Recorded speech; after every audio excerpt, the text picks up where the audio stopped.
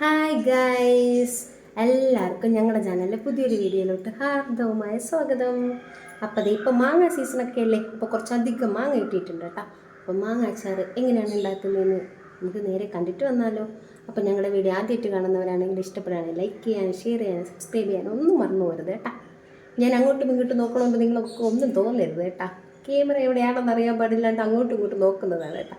അപ്പോൾ നമുക്ക് നേരെ നമ്മുടെ വീഡിയോയിലോട്ട് പോകാം. അപ്പോൾ ദേ ഇതൊക്കെയാണ് കേട്ടോ മാങ്ങകൾ എല്ലാം താഴത്തൊക്കെ വന്ന് വീണ് പൊട്ടലൊക്കെ സംഭവിച്ചിട്ടുണ്ട് കേട്ടോ. പൊട്ടി വെളിച്ചൊക്കെയാണ് ഇരിക്കണത്. നല്ല ഹൈറ്റിൽ നിന്നാണ് കേട്ടോ പറിച്ചെടുത്തത്. ഞങ്ങൾക്ക് ഒരാൾ തന്നതാണ് ഇടത്തെ വീട്ടിലെ. അപ്പോൾ ഇതൊക്കെ ഒന്ന് കഴുകി നന്നായിട്ട് കട്ട് ചെയ്ത് കൊണ്ടുവരാം കേട്ടോ. അച്ചാറൊക്കെ ഇടുമ്പോൾ ഇച്ചിരി വലിപ്പം കുറച്ചരിയുന്നവരുണ്ട്, ഇച്ചിരി വലിപ്പത്തിൽ അരിയുന്നവരുണ്ട്. അപ്പോൾ ഞാനൊരു ഇച്ചിരി വലിപ്പം കുറച്ചിട്ടാണ് ഞാൻ അരിഞ്ഞിട്ടുള്ളത് കേട്ടോ. അച്ചാറൊക്കെ വളരെ എളുപ്പത്തിൽ ഉണ്ടാക്കാൻ ഈ ഒരളവിന് ഞാൻ അരിഞ്ഞെടുത്തിട്ടുണ്ട്.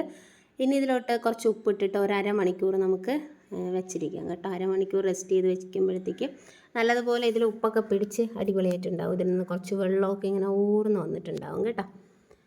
അപ്പോൾ നമുക്ക് നമ്മുടെ നല്ല കിടുക്കാച്ചിയായിട്ടുള്ള എൻ്റെ സ്റ്റൈലിലുള്ള മാങ്ങാച്ചാർ ഉണ്ടാക്കുന്നത് എങ്ങനെയാണെന്ന് കാണാം കേട്ടോ. അപ്പോൾ ഇതെല്ലാം കൂടി ഒന്ന് മിക്സ് ചെയ്ത് വെച്ചിട്ടുണ്ട്. ഇതിനായിട്ട് നമുക്ക് ആവശ്യമായിട്ട് വേണ്ടത് വെളുത്തുള്ളിയാണ് കേട്ടോ. വെളുത്തുള്ളി വളരെ കുറച്ച് മാത്രം മതി കേട്ടോ, ഒത്തിരി കൂടി പോകണ്ട, അതിൻ്റെ ടേസ്റ്റൊക്കെ തന്നെ മാറിപ്പോകും കേട്ടോ. ഇഞ്ചി യൂസ് ചെയ്യുന്നവരുണ്ട്, ഇഞ്ചി വേണമെങ്കിൽ എടുക്കാം. എനിക്ക് ഇഞ്ചിയുടെ ഫ്ലേവർ ഇഷ്ടമില്ല, അതുകൊണ്ട് ഇഞ്ചി എടുത്തിട്ടില്ല കേട്ടോ. ഒരു പാൻ അടുപ്പത്ത് വയ്ക്കാം. അടുത്ത് നമ്മുടെ ഓയിൽ ഒഴിച്ച് കൊടുക്കാം. അടുത്ത് നമ്മുടെ ഈ വെളുത്തുള്ളി അതിലോട്ട് ഇട്ട് കൊടുത്ത് ഒന്ന് മിക്സ് ചെയ്തെടുക്കാം. കുറച്ച് കറിവേപ്പില ഇട്ട് കൊടുക്കാം. എല്ലാം കൂടി മിക്സ് ചെയ്തിട്ട് ഒരു 2.5 സ്പൂൺ മുളക് പൊടി ഇട്ട് കൊടുത്തിട്ടുണ്ട് കേട്ടോ. മുളക് പൊടി ഒന്ന് കളർ മാറി വന്നിട്ട് അല്പം നമ്മുടെ ഉലുവാപ്പൊടി കേട്ടോ. അടുത്ത് പൊടിക്കായം എൻ്റെ അടുത്തില്ല, കട്ടക്കായമാണുള്ളത്. അപ്പോൾ ഒരല്പം കായം പൊട്ടിച്ചിട്ടിട്ടുണ്ട്. അടുത്ത് നമ്മുടെ അരിഞ്ഞുപ്പിട്ട് വെച്ചേക്കുന്ന നമ്മുടെ മാങ്ങ ചേർത്ത് കൊടുക്കാം കേട്ടോ. എല്ലാം കൂടി ഇട്ട് ഒന്ന് മിക്സ് ചെയ്തെടുത്താൽ മാത്രം മതിയാവും കേട്ടോ. വളരെ ടേസ്റ്റ്. ഉപ്പ് നോക്കാൻ മറന്നു പോകരുത്. ഉപ്പ് നമ്മുടെ ആവശ്യാനുസരണം ഇട്ട് കൊടുക്കാം.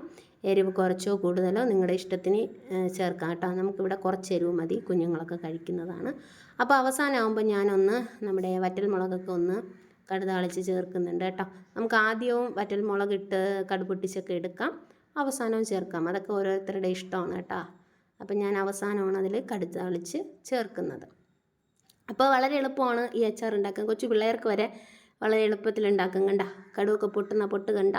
അപ്പോൾ നമ്മുടെ മുളകിട്ടു, അടുത്ത വേപ്പില ഇട്ടു, താളിച്ച് നമ്മുടെ ഈ അച്ചാറിലോട്ട് ഒഴിച്ച് കഴിഞ്ഞാൽ നമ്മുടെ കിടുക്കാച്ചി ടേസ്റ്റി ആയിട്ടുള്ള അച്ചാർ ഇതാ റെഡി കേട്ടോ.